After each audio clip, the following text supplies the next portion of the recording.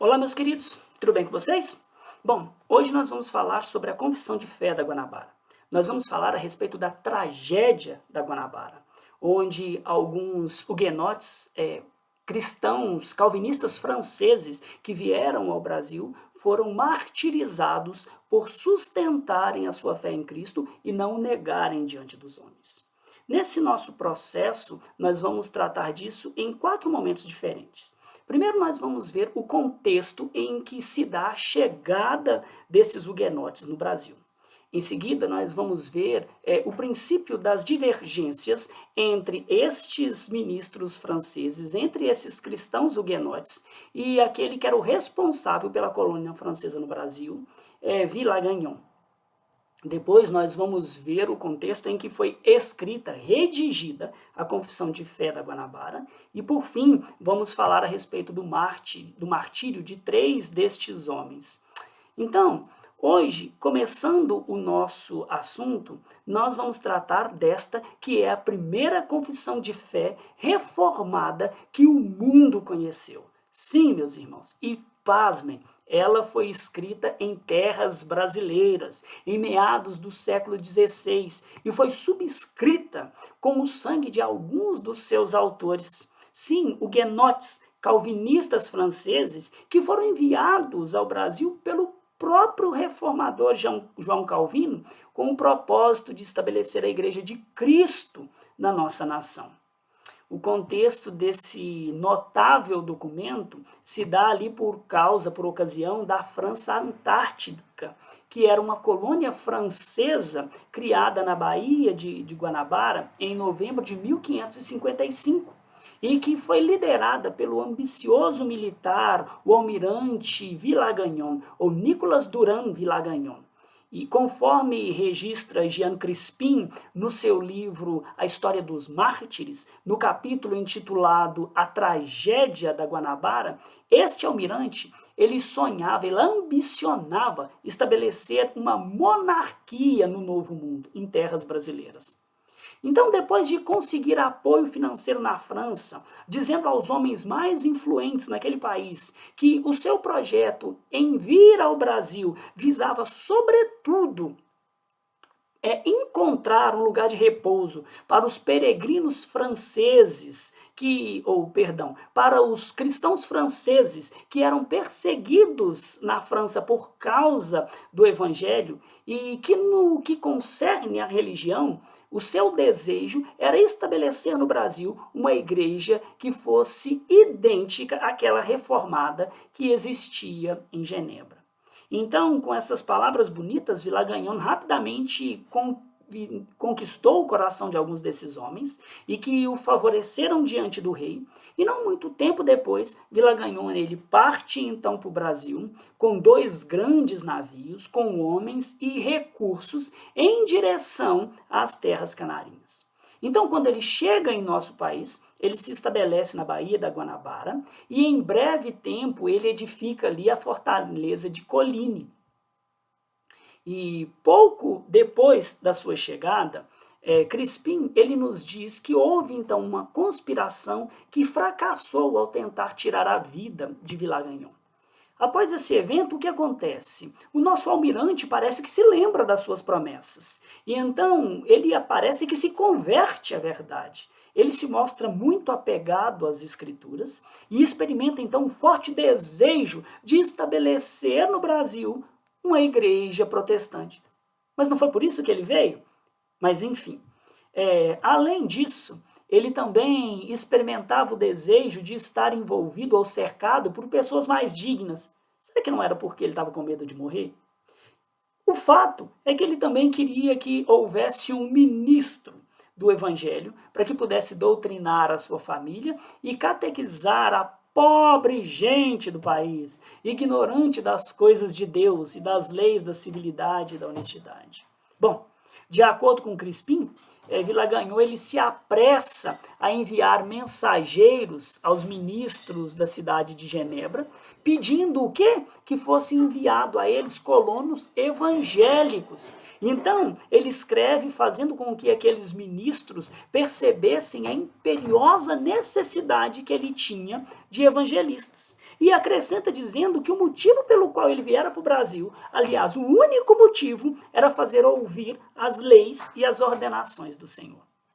Em resposta, os pastores de Genebra, eles dão graças a Deus, porque aparentemente estava abrindo uma porta em paragens tão distantes para que o reino de Deus fosse dilatado sobre a terra.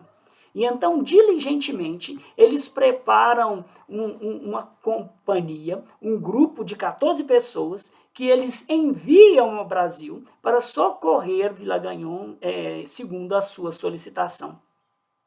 Destes, eles diligentemente separam dois homens, Richier e Chartier, que eram ministros da palavra, eram teólogos por formação, sendo que o primeiro, Richier, ele era doutor em teologia e já contava com seus 50 anos de idade, ao passo que Chartier tinha cerca de 30 anos.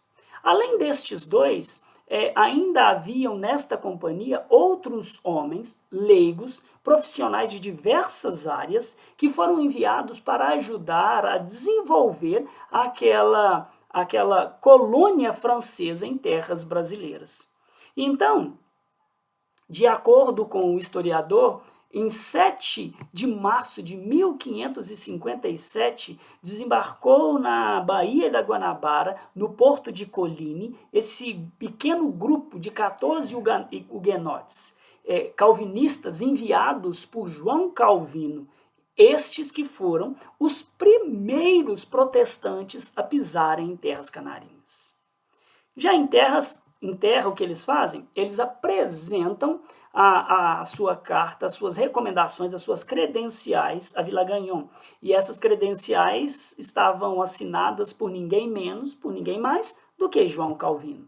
Nesta carta, João Calvino também ele referenda todas as pessoas que estavam acompanhando Richier e Chartier. Crispin, ele registra que após ler a carta de Calvino, endereçada a ele, ele se alegra profundamente, renova as suas promessas, que o propósito pelo qual ele veio ao Brasil era estabelecer um refúgio para os protestantes perseguidos na França e de criar ali, então, uma igreja à semelhança àquela que havia em Genebra. E, como prova disso, ele pede, então, aos ministros que estabeleçam um conselho de notáveis, a exemplo daquilo que acontecia em Genebra. E então, o que acontece? Com essas atitudes, os ministros se convenceram que, no que concernia a igreja, Villagagnon, ele verdadeiramente queria que ela fosse estabelecida conforme a disciplina e a ordem daquela que existia em Genebra. Então, 3 dias depois, em 10 de março de 1557, foi celebrado o primeiro culto protestante no continente americano. Esse foi o contexto que trouxe, então, aqueles huguenotes até o Brasil. Agora nós vamos ver como é que se iniciaram as desavenças entre, então, esse grupo de huguenotes e Villagagnon. No princípio, como nós já vimos, Villagagnon ele se mostrou muito simpático aos recém-chegados. Porém, meus queridos, nós sabemos que o diabo não descansa, ele não se converte. E com os seus ardis infernais, ele sempre infiltra entre os eleitos aqueles que, no tocante a Deus, professam conhecê-lo. Entretanto, o negam por suas obras. Naquela comitiva tinha sim um diabo travestido de anjo de luz. E o nome dele era Jean Contact. Ele era acadêmico de Sorbonne, que era a Universidade de Paris. Mas impelido por um desejo ganancioso de se passar por mais sábio do que os outros da comitiva e por desejar assumir a superintendência do episcopado no Brasil, ele então começa a querer avantajar-se sobre os outros. Porém, ele foi repelido nesse desejo ganancioso tanto pelos 2 ministros, como também pela maioria da Assembleia dos cristãos ali reunidos. A partir disso, ele passa a odiar aqueles 2 ministros com um ódio mortal. E em toda ocasião, ele procura então a ridicularizar e contraverter os ensinos e as pregações daqueles 2 ministros.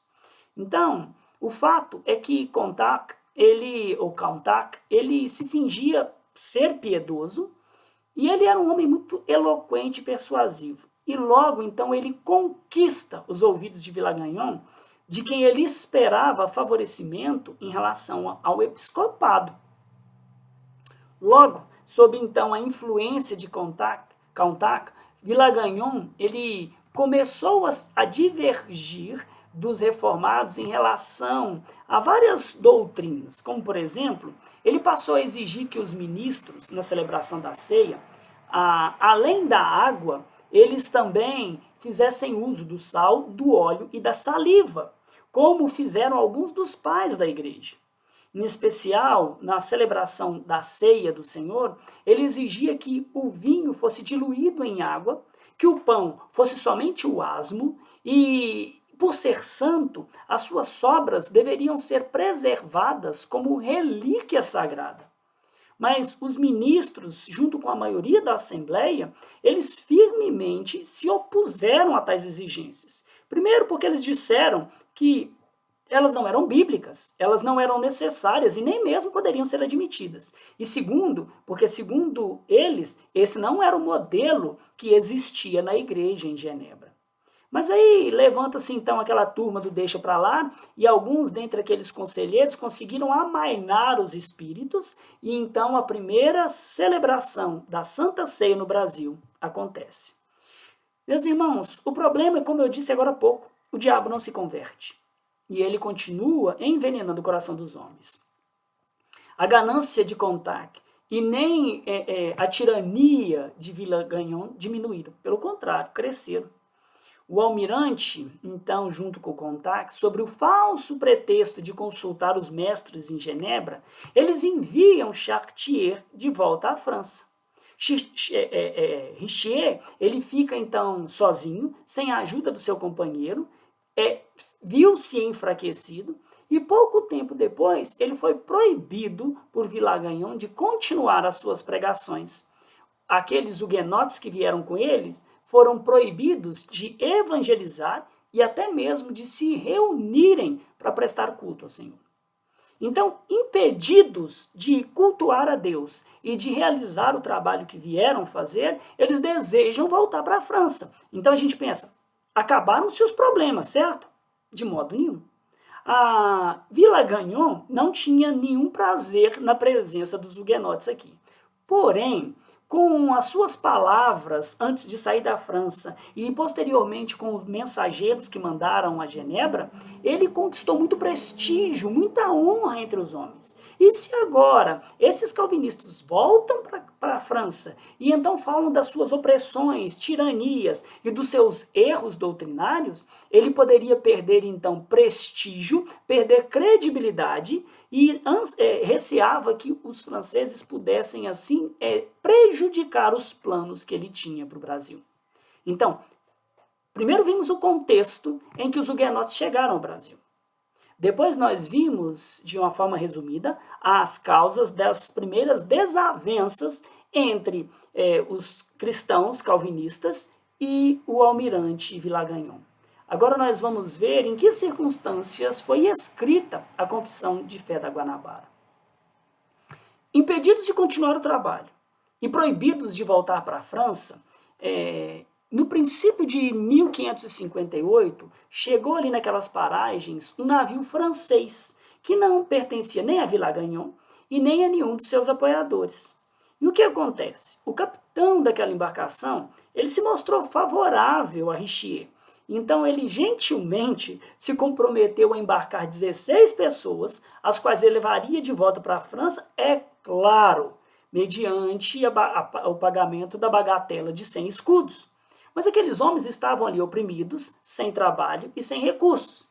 Então, Dupont, ele se compromete, um daqueles homens da companhia, se compromete a fazer o pagamento assim que chegassem em terras francesas. Aqueles homens precisaram esperar um longo período até que o navio fosse carregado de mercadorias, e então, depois desse período, eles conseguem zarpar, voltar, embarcar à sua pátria. Porém, a embarcação era muito velha, e por causa das condições muito precárias, depois de navegarem cerca de 30 léguas, 35 léguas, o navio começa a encher-se de água. E o local onde era armazenada a comida foi tomado pela água, ou parte desta comida perdeu-se, o que tornou-se impossível, o que fez com que fosse impossível que todas as pessoas a bordo pudessem ser alimentadas até chegar à França. E é aqui, nesse momento, que 5 destes calvinistas, Jean de Bourdelle, Pierre Bourdon, Mathieu Venial, André Lafon e Jacques Lebeleur, é bonito, né? Então, a gente até duvida da masculinidade quem fala o nome desse, Jacques de Lebeleur. Enfim, decidiram voltar à terra. Depois de remarem cerca de 4 dias, porque eles estavam a cerca de 50 quilômetros da margem da costa brasileira, no final do 4º dia, eles foram surrados por uma tempestade. Então eles perderam a direção e, pela providência de Deus, foram lançados na praia. Depois de ali se recuperarem durante alguns dias, como ainda estavam longe do porto de Coligny, eles continuam a remar e 2 dias depois eles chegam a uma aldeia de franceses que estava ali próximo do porto de Coligny, da fortaleza de Villagagnon. Quando eles chegam ali, quem é a pessoa que eles encontram? Villagagnon. Este, a princípio, depois de ouvir a forma com que Deus os havia preservado do naufrágio, Deus os havia guardado para que não fossem lançados ao mar em meio à tempestade, os recebeu de bom grado, de modo gentil até. Mas isso durou muito pouco tempo, porque logo depois ele começou, então, tomado por muitos devaneios, a acusar aqueles homens de serem traidores e espiões de Richier. Lembrem-se, Richier foi, então, aquele doutor em teologia que permaneceu no barco e que agora estava voltando para terras francesas. Segundo Villagagnon, na mente de Villagagnon, Richier, ele estava, então, atracado em algum lugar próximo com alguns outros reforços e estava simplesmente esperando um sinal destes 5 franceses para que ele pudesse atacar o forte e tomá-lo. Então, tomado desses pensamentos diabólicos, ele decide matar aqueles 5 cristãos. Mas para que ele não caísse no desfavor dos colonos, ele usou então da autoridade como representante do rei, que lhe garantiu o direito de interrogar quem quer que fosse a respeito da fé e com honras poderia até executar qualquer um que fosse contrário à fé católica. Então, pondo marcha nos seus desígnios, o que ele faz? Ele elabora um questionário com 12 perguntas teológicas e envia aqueles 5 homens que estavam ali no meio daquela aldeia francesa em terras brasileiras. Então, o que acontece? Juntamente com o questionário, Villagagnon mandou dizer que eles tinham 12 horas para responder às suas perguntas.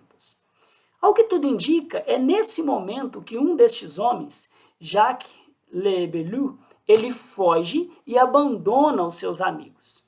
Então, Jean de Bourdelle, ele, por ser o mais velho e por ser fluente na língua latina, doutor em latim, ele é designado para redigir esse documento em resposta às perguntas de Villagagnon. E então o que acontece? Mesmo fisicamente esgotados, alguns deles doentes, emocionalmente abalados e contando somente, meus irmãos, com uma Bíblia para consultar, eles escrevem com tinta de pau-brasil e em latim a resposta a Villagagnon, que então tornou-se a primeira confissão de fé protestante do mundo, conhecida como a Confissão de Fé da Guanabara. E apesar de ter forma de um credo, porque a maior parte dos parágrafos começa com a palavra cremos, A extensão desse documento e os temas diversos que ela contém, inevitavelmente a coloca na categoria de confissões de fé. E por uma questão de espaço, eu não vou ler aqui a confissão, mas eu verdadeiramente recomendo fortemente que cada cristão, sobretudo presbiterianos, vocês, meus irmãos, que são meus companheiros de seminário, leiam essa confissão com atenção e percebam, comparem-na com a confissão de fé de Westminster. Vejam a grandeza da confissão que nós subscrevemos como as declarações básicas da nossa fé, que foram escritas durante anos, ou que foi escrita durante anos, e a compare com esse documento que foi escrito com menos de 12 horas. E percebam a precisão teológica, percebam a riqueza do conhecimento bíblico e histórico que esses homens tinham. Aqui eu vou falar mais ou menos somente a respeito da estrutura da confissão.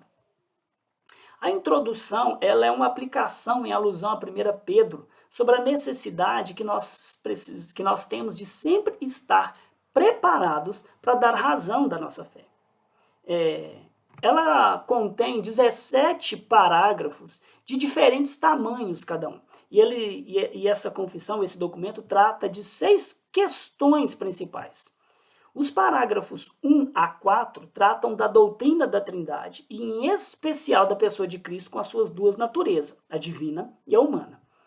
Do 5 ao 9, nós lemos a respeito dos sacramentos, sendo a ceia tratada em 4 artigos e o batismo em 1.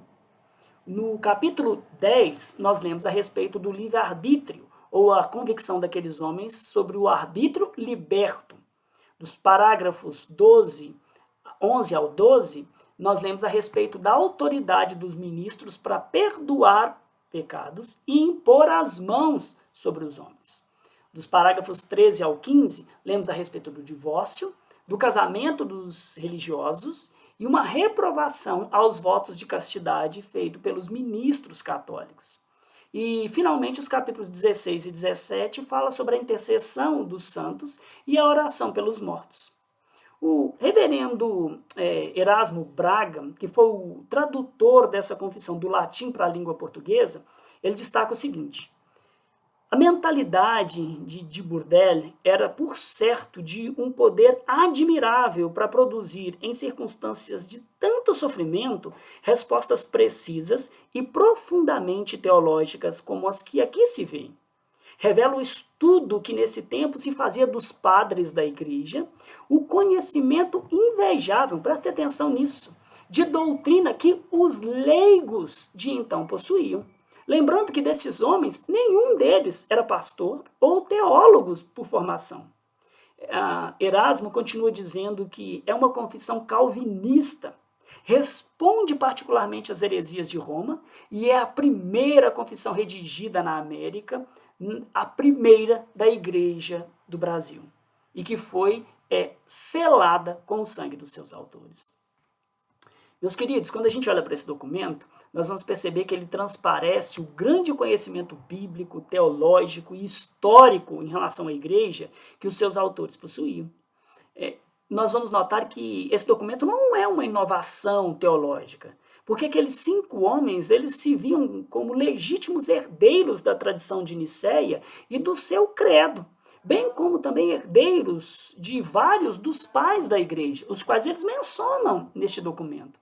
E apesar da urgência com que ela foi elaborada, ela se mostra bíblica e reformada, destacando principalmente a centralidade da Escritura, a natureza simbólica dos sacramentos, a supremacia de Cristo, a importância da fé, a eleição, dentre outras coisas. Então foi neste contexto de opressão, de aperto, de dor, de enfermidade, que a confissão de fé da Guanabara foi escrita. Agora vamos para o nosso último ponto e vamos falar a respeito do martírio de 3 destes 5 homens que voltaram para a terra firme. Depois de ler, então, o documento produzido por eles, eles foram condenados, foram presos sob a alegação de heresia. Então, esses homens são levados da aldeia dos franceses para a fortaleza de Coligny e ali eles são interrogados. Quando eles renovam as suas convicções, Vilagagnon mandou que eles fossem presos sob tortura. Então, Jean de Burdel, ele se destaca como um exemplo de maturidade e grandeza de fé. Um destes homens que são tomados pelo Espírito de Deus e mostram o poder da fé que Cristo deu aos santos uma vez por todas. Então, ao perceber que alguns dos seus irmãos estavam muito além da medida, abatidos e desanimados e até mesmo receosos, ele os encoraja e os lembra do motivo pelo qual eles haviam deixado a terra natal, pregar as boas novas de Cristo no Brasil. E por isso, então, ele os exorta a receberem de bom grado qualquer que fosse a providência divina a eles designada, ainda que fosse a própria morte. Então, em 9 de fevereiro de 58, numa sexta-feira, menos de um ano depois da chegada, Vilagagnon, que posteriormente foi apelidado por Richier, aquele pastor que voltou para a França como o Caim das Américas, ordenou que em algemas de Burdel fosse trago à sua presença, para que ele então pudesse ser interrogado. E ao receber uma resposta em relação ao 5º parágrafo sobre a ceia do Senhor, Vilagagnon, enfurecido, desferiu um golpe brutal contra a face de Burdel. E então, juntamente com o sangue que fluía do seu nariz e da sua boca, de Burdel, ele também fluiu dos seus olhos lágrimas, dada a brutalidade do golpe que recebeu. Diante desse estado de fraqueza e de humilhação, Vilagagnon ainda zomba daquele homem e o chama de efeminado e de extremamente sensível, porque ele estava chorando por causa de um simples piparote. Então, algemado e sendo levado ao lugar do suplício, quando passou em frente aos seus irmãos que estavam encarcerados, ele não demonstrou tristeza, abatimento, amargura, ressentimento, de modo nenhum, pelo contrário. O que ele fez foi gritar-lhes em alta voz para que eles tivessem coragem, pois eles iam logo ser libertos desta vida miserável. Então ele segue o seu caminho cantando os salmos e louvando a Deus. Já no lugar, na rocha, onde primeiramente ele seria estrangulado e depois lançado ao mar, ele é ofertado, lhe é permitido, como último ato neste mundo, dirigir-se ao Senhor. Então ele confessa os seus pecados e louva a Deus, porque em Cristo há graça e perdão para os mesmos. Então, como um cordeiro, ele se entrega ao carrasco, que depois de estrangulá-lo, lança-o ao mar. E conforme os registros de Crispim, acontece isso. O carrasco atirou ao mar o paciente que invocava o auxílio de Jesus Cristo, até que, asfixiado, não de modo tão violento e cruel, rendeu o espírito ao seu Criador. Outros dois destes homens, Mathieu Vernial e Pierre Bourdon, eles também se mantiveram firmes em defesa da fé e acabaram recebendo o mesmo fim que Burdel. Algemados e após confiarem suas almas ao grande pastor, eles foram estrangulados e lançados à fúria das ondas, onde então eles renderam o seu espírito e foram de encontro ao nosso grande pastor, aquele que prometeu louvor, honra e glória a todo aquele que permanecer firme na sua profissão de fé e não o negar diante dos homens. André Lafon, por sua vez, ele foi poupado, em parte porque ele vacilou nas suas convicções, e em parte porque ele era o único alfaiate de toda a colônia. E então ele continuou servindo ao almirante Vilagagnon e a todo o povo que com ele estava pelos anos finais da sua vida. Meus irmãos, reflitam a respeito da dor e do tormento na consciência deste homem, enquanto ele viveu, sabendo que havia fraquejado na sua fé e outros irmãos haviam sido mortos por causa dessa fé. Meus queridos, a narrativa não fala para a gente a respeito de Jacques Le Bellul, mas a história nos diz que ele, acredita-se, que ele, tendo fugido, posteriormente foi encarcerado na Bahia e não muito tempo depois ele foi executado no Rio de Janeiro. Assim expiraram aqueles mártires da primeira igreja do Senhor em terras brasileiras. Assim foi consumada a sangrenta e tenebrosa tragédia da Guanabara. Assim, meus queridos, com dor, sob vergonha, sofrimento e com derramamento de sangue, estes homens, dos quais o mundo não era digno, assinaram a primeira confissão de fé protestante da história. Meus irmãos, eu termino este nosso breve relato fazendo ao Senhor uma oração. Eu clamo, eu rogo a Deus para que Ele, para a glória de Cristo, para o louvor do nome dEle, para o bem da sua igreja e para a felicidade eterna da nossa própria alma, pelo poder do seu Espírito, Ele remova dos meus lábios, e não só dos meus, de todos aqueles que foram vocacionados por Cristo para cuidar da sua igreja. Então, que remova dos nossos lábios e do nosso coração qualquer murmuração por causa das insignificantes aflições às quais o Senhor, na sua santa e misericordiosa providência, designou a cada um de nós. Que, ao refletir a respeito da vida desses homens, nós nos sintamos encorajados a nos doar mais pelo reino de Cristo e a murmurar menos pelas pequenas fadigas que nos sobrevêm em nossos dias. Que o Senhor os abençoe.